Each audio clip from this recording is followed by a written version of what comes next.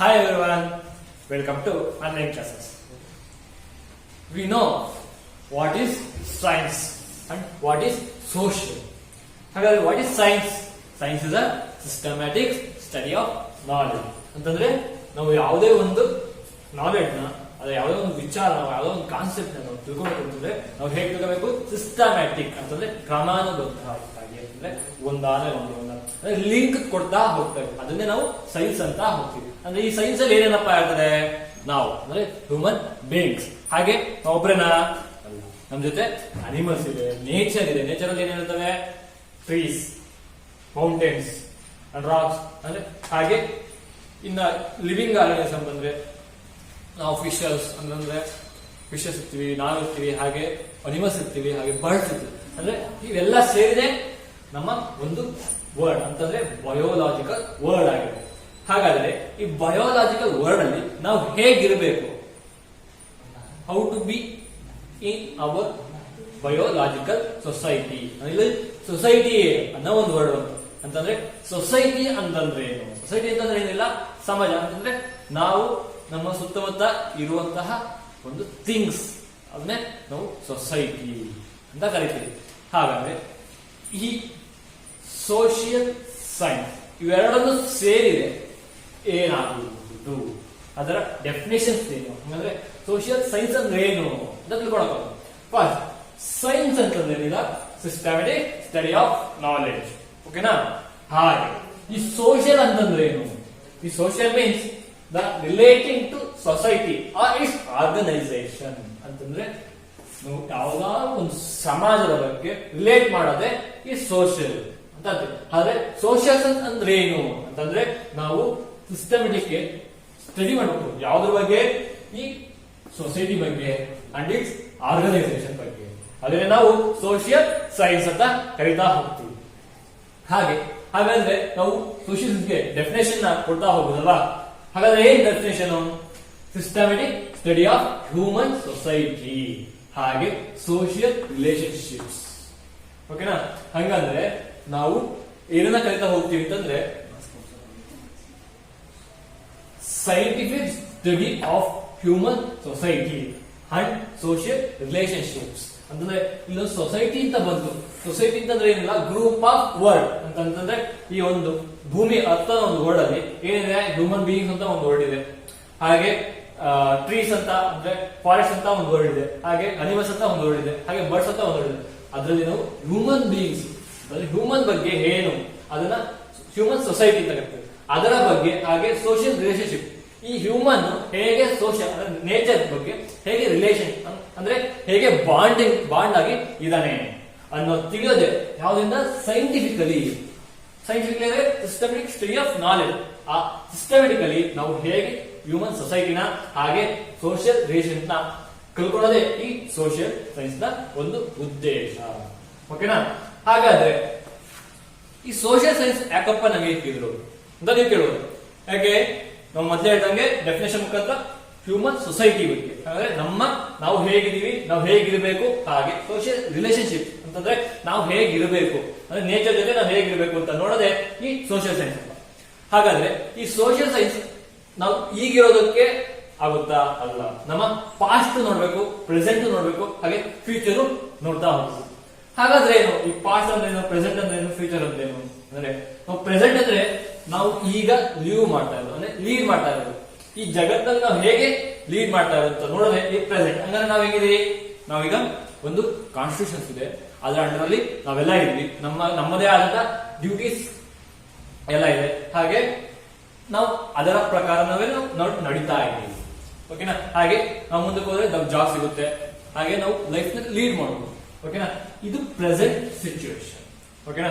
ಹಾಗಾದ್ರೆ ಪಾಸ್ಟ್ ಅಲ್ಲೂ ಇದೇ ರೀತಿ ಇತ್ತ ಅಂದ್ರೆ ಅಲ್ಲೂ ಕೂಡ ಕಾನ್ಸ್ಟಿಟ್ಯೂಷನ್ ಇತ್ತ? ಅವ್ರು ಹೇಗೆ ಬಾಳಿದ್ರು, ಅವ್ರು ಹೇಗೆ ಲೀಡ್ ಮಾಡಿದ್ರು, ಅವ್ರು ಹೇಗೆ ತಮ್ಮ ಅಡ್ಮಿನಿಸ್ಟ್ರೇಟ್ ನ ಹೇಗ್ ಮಾಡ್ತಾ ಇದ್ರು, ಹಾಗೆ ಅವ್ರಿಗೂ ಏನಾದ್ರು ಉದ್ಯೋಗ ಅಂತಂದ್ರೆ ಆಕ್ಯುಪೇಷನ್ ಕೂಡ ಏನೇನಿತ್ತು ಅವನ್ನ ನೋಡೋದೇ ಈ ಪಾಸ್ಟ್ ನೋಡ್ತಾ ಇದ್ರು. ಹಾಗೆ ಫ್ಯೂಚರ್ ಅಂತಂದ್ರೆ ಅವರ್ ನೆಕ್ಸ್ಟ್ ಜನರೇಷನ್ಸ್ ಅಂತಂದ್ರೆ ನಮ್ಮ ಮುಂದಿನ ಪೀಳಿಗೆಗಳು ಅವು ಹೇಗಿರ್ತವೆ. ಓಕೆನಾ? ಅವುಗಳ ಆಕ್ಯುಪೇಷನ್ ಹೇಗಿರ್ತದೆ, ಅವುಗಳ ಅಡ್ಮಿನಿಸ್ಟ್ರೇಟಿವ್ ಹೇಗಿರ್ತದೆ, ಅವರನ್ನ ಡ್ಯೂಟೀಸ್ ಹೇಗಿರ್ತವೆ, ಹಾಗೆ ಅವರ ಎಕನಾಮಿಕ್ ಸ್ಟೇಟಸ್ ಹೇಗಿರ್ತದೆ, ಓಕೆನಾ, ಅವರು ಎಲ್ಲಿರ್ತಾರೆ ಅಂದ್ರೆ ಜಿಯೋಗ್ರಫಿಕಲಿ ಎಲ್ಲಿರ್ತಾರೆ ಅವನ್ನೆಲ್ಲ ತಿಳ್ಕೊಳ್ಳೋದೇ ಈ ಫ್ಯೂಚರ್. ಹಾಗಾಗಿ ಈ ಸೋಷಿಯಲ್ ಸೈನ್ಸ್ ನ ಫಸ್ಟ್ ನಾವು ಪಾಸ್ಟ್, ಪ್ರೆಸೆಂಟ್, ಫ್ಯೂಚರ್ ಅಲ್ಲಿ ನಾವು ಡಿವೈಡ್ ಮಾಡ್ತಾ ಹೋಗ್ತೀವಿ. ಓಕೆನಾ, ಈಗ ನಮಗೆ ಸೋಷಿಯಲ್ ಸೈನ್ಸ್ ಅಂದ್ರೆ ಎಂತ ಬರಬೇಕು? ಸೋಷಿಯಲ್ ಅಂದ್ರೆ scientific study of human society and social relationships. ಹಾಗೆ ಈ ಸೋಷಿಯಲ್ ರಿಲೇಶನ್ಶಿಪ್ ಹಾಗೆ ಹ್ಯೂಮನ್ ಸೊಸೈಟಿನ ನಾವು ನೋಡ್ಬೇಕಾದ್ರೆ ನಾವು 3 ಭಾಗ ಅಂದ್ರೆ 3 ಟೈಪ್ಸ್ ನ ಮಾಡ್ಬೇಕಾಗುತ್ತೆ, ಬೈ ಪಾರ್ಟ್ ಮಾಡಬೇಕಾಗುತ್ತೆ. ಯಾವ್ಯಾವು?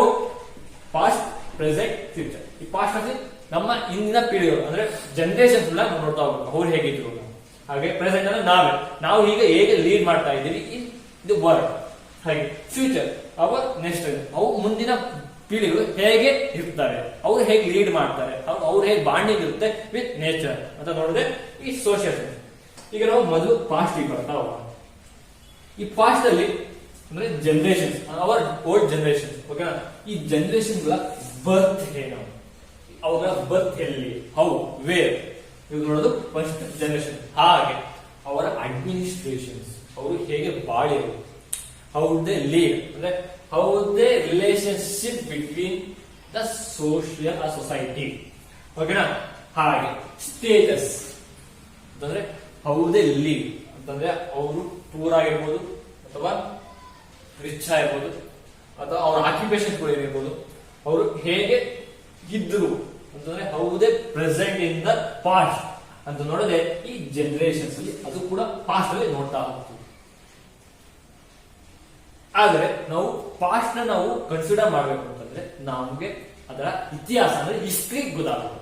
ಹಾಗೆ ಅವುಗಳು ಎಲ್ಲಿದ್ದು ಅಂತಂದ್ರೆ ಜಿಯೋಗ್ರಫಿ ಗೊತ್ತಾಗುತ್ತೆ.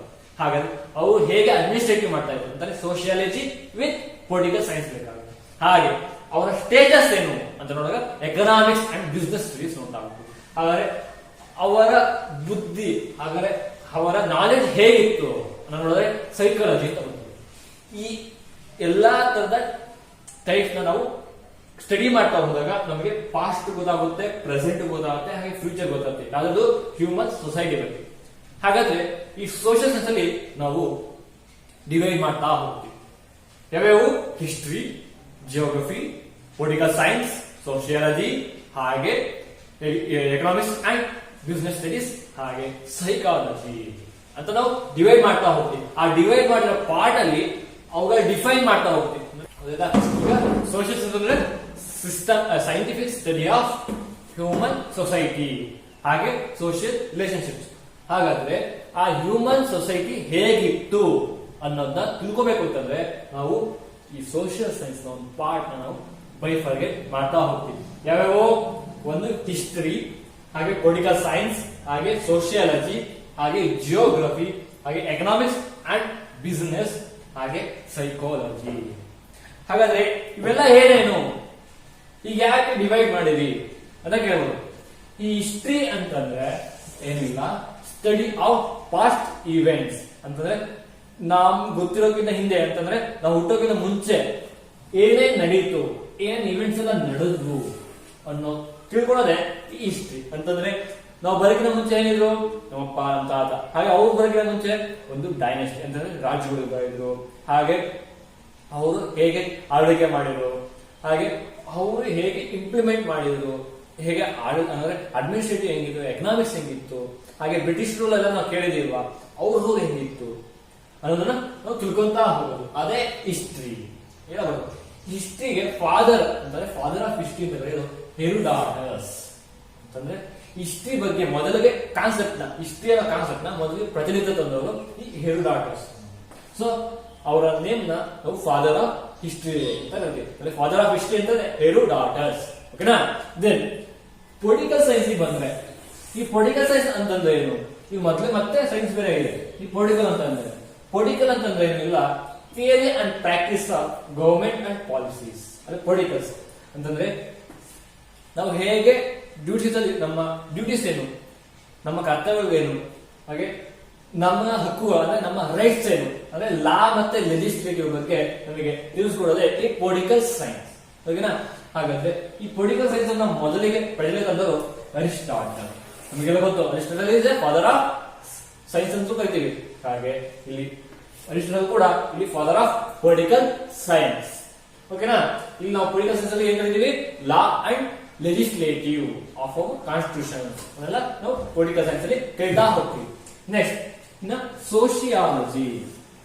ಈ ಸೋಶಿಯಾಲಜಿ ಅಂತಂದ್ರೆ ಏನಿಲ್ಲ, study of relationship of with human beings. ಓಕೆನಾ? Human society. ಈ ಹ್ಯೂಮನ್ ಸೊಸೈಟಿ ಹೇಗೆ ರಿಲೇಶನ್ಶಿಪ್ ಅಂದ್ರೆ ಬಾಂಡಿಂಗ್ ಹಿಂಗಿರ್ಬೇಕು, ಎದ್ರ ಜೊತೆ?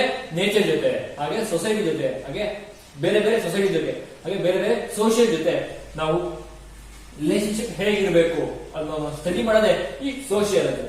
ಈ ಸೋಶಿಯಾಲಜಿ ಅನ್ನೋ ಕಾನ್ಸೆಪ್ಟ್ ನ ಯಾರಪ್ಪ ತಂದ್ರೆ ಆಗಸ್ಟೆ ಕಾಂಟೆ. ಆಗಸ್ಟೆ ಕಾಂಟೆ ಅಂತ ಇವರು ಫಾದರ್ ಆಫ್ ಸೋಶಿಯಾಲಜಿ ಅಂತ ಕರೀತಾ ಹೋಗ್ತೀವಿ. ದೆನ್ ಈ ಜಿಯೋಗ್ರಫಿ. ಈ ಜಿಯೋಗ್ರಫಿ ಅಂತಂದ್ರೆ ನಿಮಗೆಲ್ಲ ಗೊತ್ತು ಅಂತಂದ್ರೆ study of physical future of earth. ಅಂದ್ರೆ geo means earth, graphy means learning. ಅಂದ್ರೆ ಈ ಅರ್ತ್ ಬಗ್ಗೆ ನಾವು ಲರ್ನ್ ಮಾಡ್ತಾ ಹೋಗೋದೆ.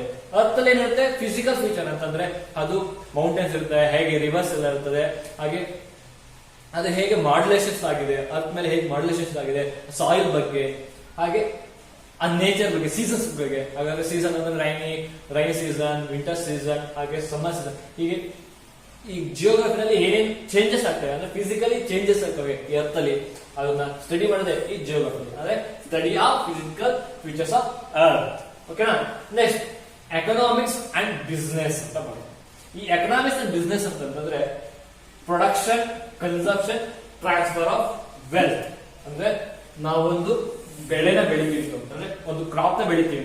For example ragi tomato. ಅದು ಪ್ರೊಡಕ್ಷನ್ ಅಂತಂದ್ರೆ ಬೆಳೆಯೋದು. ಓಕೆ, ನಾವು ಬೆಳೆಯೋದು. ಕನ್ಸಂಪ್ಷನ್ ಅಂತಂದ್ರೆ ನಾವು ತಿನ್ನೋದು, ಹಾಗೆ ನಾವು ಮಾರಾಟ ಮಾಡಿದ್ದು ಅವರು ತಿನ್ನೋದು. ಇನ್ನು ಮಿಕ್ಕಿದ್ನ ಇಲ್ಲಿಗೆ ಟ್ರಾನ್ಸ್ಫರ್ ಮಾಡೋದು ಅಂದ್ರೆ ಎಕ್ಸ್ಪೋರ್ಟ್ ಅಂಡ್ ಇಂಪೋರ್ಟ್.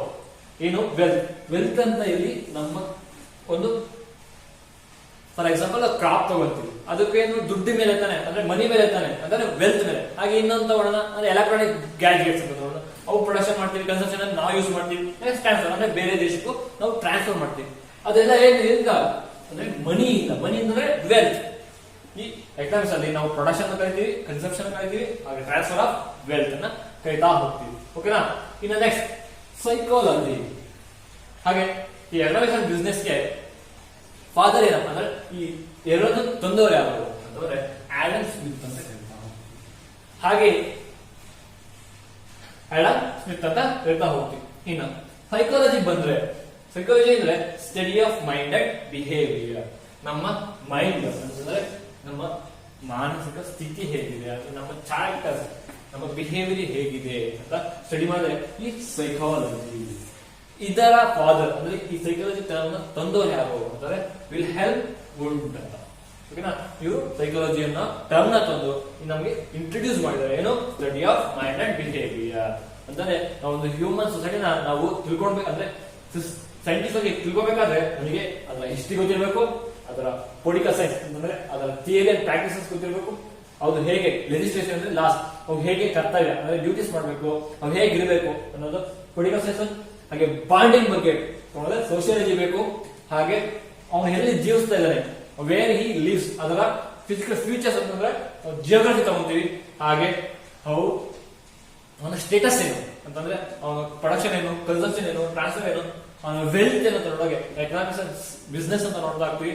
ಹಾಗಾದ್ರೆ ಅವನ ಮೈಂಡ್, ಕೊನೆಯದಾಗಿ ಅವನ ಮೈಂಡ್ ಅಂಡ್ ಬಿಹೇವಿಯರ್ ನೋಡುವಾಗ ನಾವು ಸೈಕಾಲಜಿ ಅಂತ ನೋಡ್ತಾ ಹೋಗ್ತೀವಿ. ಸೊ ದಿಸ್ 1, 2, 3, 4, 5, 6 ಈ 7 ಪಾರ್ಟ್ಗಳು ನಮಗೆ ಬೇಕಾಗುತ್ತೆ. ಏನೋ ಒಂದು ಹ್ಯೂಮನ್ ಸೊಸೈಟಿ ಹಂಗೆ, ಹಾಗೆ ಅವನ ಸೋಷಿಯಲ್ ರಿಲೇಶನ್ಶಿಪ್ ನಾನು ನೋಡ್ಕೋಬೇಕು ಅಂತಂದ್ರೆ ಈ 6 ಬೈ ಪಾರ್ಟ್ಸ್ ನಿಮಗೆ ಅತಿ ಮುಖ್ಯ, ಅಂದ್ರೆ ಇಂಪಾರ್ಟೆಂಟ್ ಜಾಸ್ತಿ ಇರ್ತದೆ. ಓಕೆ, ನಾವೀಗ ಫಸ್ಟ್ ಹಿಸ್ಟ್ರಿ ಏನೇನಿರ್ತದೆ, ಹಿಸ್ಟ್ರಿ ಅಂದ್ರೆ ಏನು ಅಂತ ಸ್ವಲ್ಪ ರಿವೈಸ್ ಮಾಡ್ತಾ ಹೋದಾಗ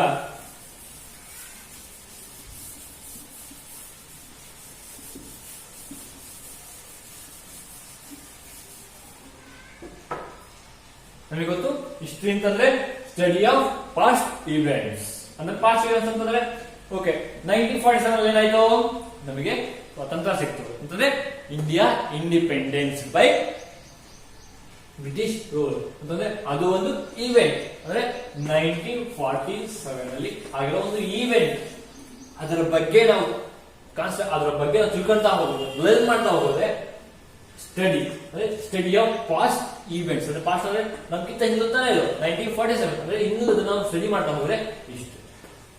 ಆದ್ರೆ 1947 ಗಿಂತ ಯಾವ್ದಿತ್ತು? ಬ್ರಿಟಿಷ್ ಇತ್ತು. ಅಂದ್ರೆ ಬ್ರಿಟಿಷ್ ರೂಲ್ ಇತ್ತು. ಫಾರ್ ಎಕ್ಸಾಂಪಲ್ ನಾವು ಕರ್ನಾಟಕದಲ್ಲಿ ನೋಡ್ತಾ ಹೋದಾಗ ಅದಕ್ಕೆ ನಮಗೆ ಬ್ರಿಟಿಷ್ ರೂಲಿಂದ ಏನಿತ್ತು? ಹೌದಿತ್ತು ಮಹಾರಾಜ ಒಡೆಯರ್ಗಿಂತ ಏನಿತ್ತು? ವಿಜಯನಗರ ಎಂಪೈರ್ ಇತ್ತು. ಅವ್ರಿಗಿಂತ ಏನಿತ್ತು? ಚೋಳ, ಚಾಲುಕ್ಯ, ಹೊಯ್ಸಳ ಆ ತರ ರೂಲ್ಗಳು ಇತ್ತು. ಅಂತಂದ್ರೆ ಡೈನೆಸ್ಟಿ ಅಂದ್ರೆ ಕಿಂಗ್ಡಮ್ಗಳು ಹೋಗ್ತವೆ ಅಂತಂದ್ರೆ ಅವೆಲ್ಲ ಒಂದು ಪಾಸ್ಟ್ ಈವೆಂಟ್ಸ್ ನ ಒಂದು ಭಾಗ. ಅಂದ್ರೆ ಈವೆಂಟ್ಸ್ಗಳು ಒಂದು ವಾರ ಇರ್ತವೆ, ಓಕೆನಾ? ಹಾಗೆ ಕಿಂಗ್ಡಮ್ಸ್ ನ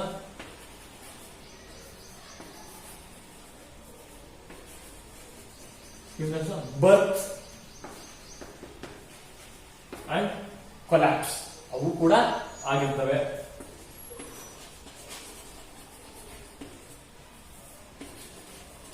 ಓಕೆನಾ?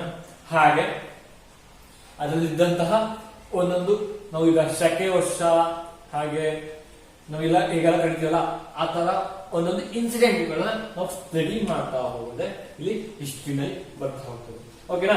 ಈಗ ಒಂದು ಡೈನೆಸ್ಟಿ ಆ ಎಂಪರ್ ಆ ಕಿಂಗ್ಡಮ್ ಅಂತ ತಗೊಂಡಾಗ ಆ ಕಿಂಗ್ಡಮ್ ಹೇಗೆ, ಆ ಕಿಂಗ್ಡಮ್ ನಲ್ಲಿ ಏನೇನು ಬರ್ತದೆ, ಆ ಕಿಂಗ್ಡಮ್ ನ ಪ್ರಾಮುಖ್ಯತೆ ಏನು, ಅದರ ಇಂಪಾರ್ಟೆನ್ಸ್ ಏನು, ಅದರ ಗಿಫ್ಟ್ ಅಂದ್ರೆ ಗಿಫ್ಟ್ ಟು ದ ಸೊಸೈಟಿ, ಅವ್ರು ಏನೇನು ಕೊಟ್ಟಿದ್ದಾರೆ, ನಮ್ಮ ಸೊಸೈಟಿಗೆ ಏನೇನು ಕೊಟ್ಟಿದ್ದಾರೆ ಅಂತ ನೋಡ್ತಾ ಹೋಗೋಣ. ಆಯ್ತಾ?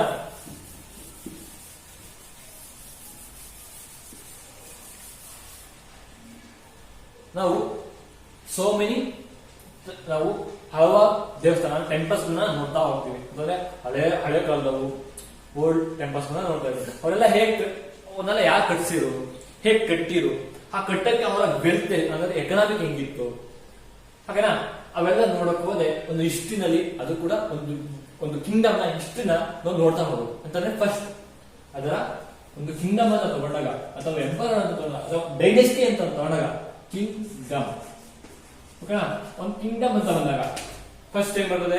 ಅದರ ಆರಿಜಿನ್, ಬರ್ತ್ ಅಂದ್ರೆ ಯಾರು ಸ್ಥಾಪನೆ ಮಾಡಿದರು, ಆರಿಜಿನ್ ಆಫ್ ಬರ್ತ್.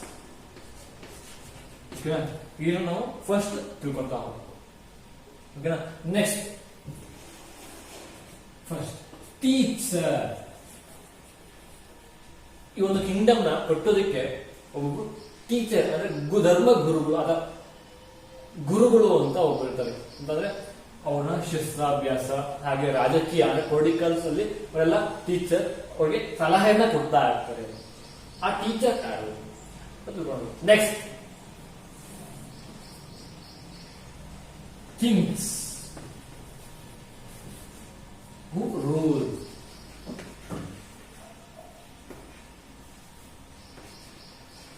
ಅಂತಂದ್ರೆ ಯಾವ್ಯಾವ ಕಿಂಗ್ಸ್ ಅಥವಾ ರಾಜರು ಆ ಡೈನೆಸ್ಟಿನ ಆ ಕಿಂಗ್ಡಮ್ ನ ಆಳ್ತಾ ಹೋದ್ರು ಅಂತ ತಿಳ್ಕೊಳ್ಳೋದು ಮೂರನೇದು.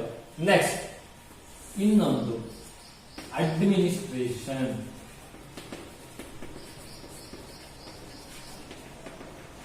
ಅಡ್ಮಿನಿಸ್ಟ್ರೇಷನ್ ಅಂದ್ರೆ ರಾಜ್ಯಭಾರ, ಅವರ ರಾಜ್ಯಭಾರ ಹೇಗಿತ್ತು ಅಂತ ನೋಡಿದ್ರೆ ಈ 4. Next political aspects.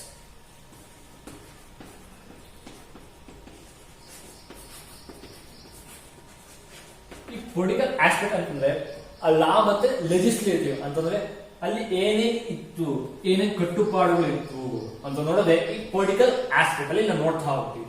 ದೆನ್ ಹಾಗೆ economic status.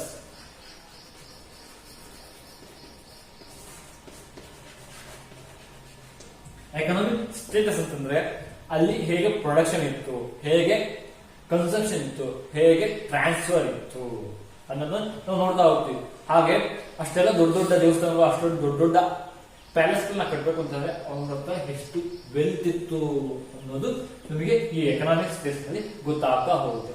Then Then social status.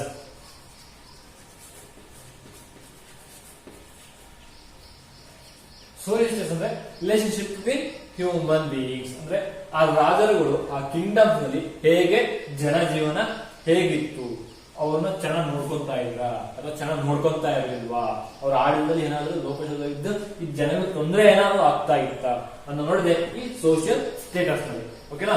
ಹಾಗೆ ಇನ್ನೊಂದು ಬಂದ್ಬಿಟ್ಟು ರಿಲಿಜಿಯಸ್ ಹಾರ್ಮೋನಿ.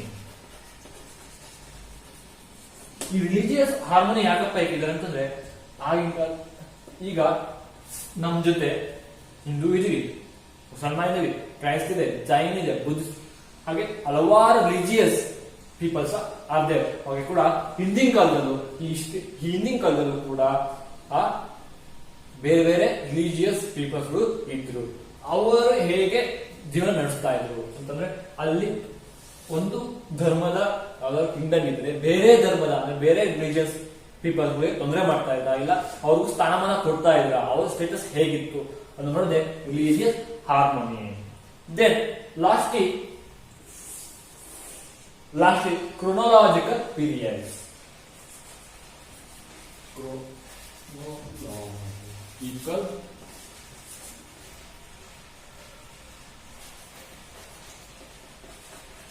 ಈ ಕ್ರೊನಾಲಜಿಕಲ್ ಪೀರಿಯಡ್ ಅಂತಂದ್ರೆ ಇಲ್ಲ, ಈ ಕಿಂಗ್ಡಮ್ ಬರ್ತ್ ಇಂದ ಕೊಲ್ಯಾಪ್ಸ್ ಅಂದ್ರೆ ಡೆತ್, ಅಂದ್ರೆ ಕಿಂಗ್ಡಮ್ ನ ಉಗಮ ಮತ್ತು ಅಂತ್ಯ ಅಂತ ನೋಡ್ಬೇಕಾದ್ರೆ ಯಾವ್ಯಾವ ಒಂದು ಮೇನ್ ಈವೆಂಟ್ಸ್ಗಳು ಅಂತಂದ್ರೆ ಆ ವಂಶವೃಕ್ಷ ಅಂದ್ರೆ ಆ ಕಿಂಗ್ಡಮ್ಸ್ ನ ಕಿಂಗ್ಸ್, ಹಾಗೆ ಅದರ ಪ್ರೈಮ್ ಮಿನಿಸ್ಟರ್ಸ್, ಹಾಗೆ ಅದರ ಕಿಂಗ್ಡಮ್ಸ್ ನಲ್ಲಿರೋ ಒಂದು ಕೆಲವೊಂದು ಈವೆಂಟ್ಸ್ ಮೇನ್ ಈವೆಂಟ್ಸ್ ಗಳನ್ನ ನಾವು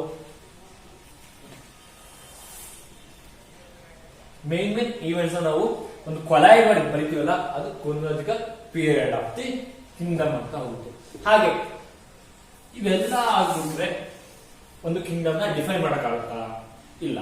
ಯಾಕೆಂದ್ರೆ ಈ ಕಿಂಗ್ಡಮ್ ನ ಕೊಡುಗೆ ಗಿಫ್ಟ್ ಟುವರ್ಡ್ಸ್ ದ ಸೊಸೈಟಿ ಅಂತಂದ್ರೆ ಈ ಸೊಸೈಟಿಗೆ ಏನ್ ಕೊಡುಗೆ ಕೊಟ್ಟಿದೆ ಈ ಕಿಂಗ್ಡಮ್ ನ ಅಂತ ನಾವು ನೋಡ್ತಾ ಹೋಗೋದು. ಏನಪ್ಪ ಕೊಡ್ಬಹುದು ಅವರು? ಒಂದು literature,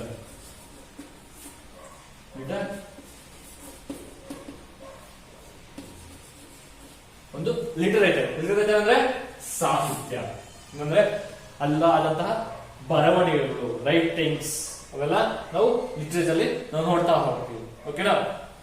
then second one is art and architecture. Art ಮತ್ತೆ ಆರ್ಕಿಟೆಕ್ಚರ್.